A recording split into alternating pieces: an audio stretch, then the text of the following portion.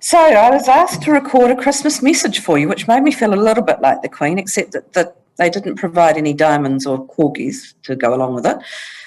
But look, let's just think about 2020. What a hell of a year it's been. And I don't want to use the word unprecedented because it's been used so many times that it doesn't actually mean what it's supposed to mean anymore, because everything that we do and everything that's happened to us this year has been unprecedented.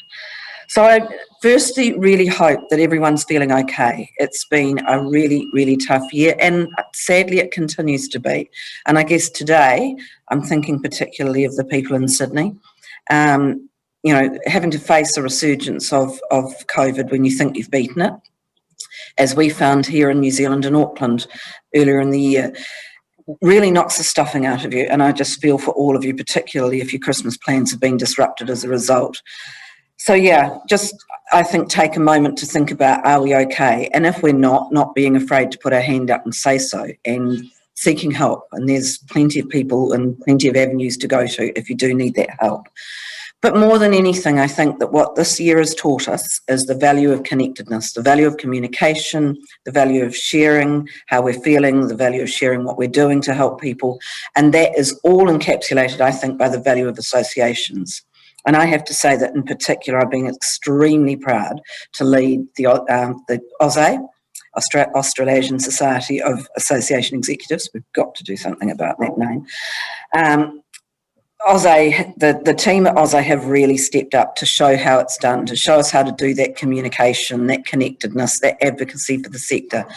And, turning immediately to things like virtual coffees, to virtual conferences, to resources on the website, to constantly keeping in touch with people, finding out how you are, all of that kind of thing is just so important. And I know that you've all done that for your members too. So if you are a bit like me, you're probably feeling exhausted at this time of the year. So I hope that you're all going to take a break.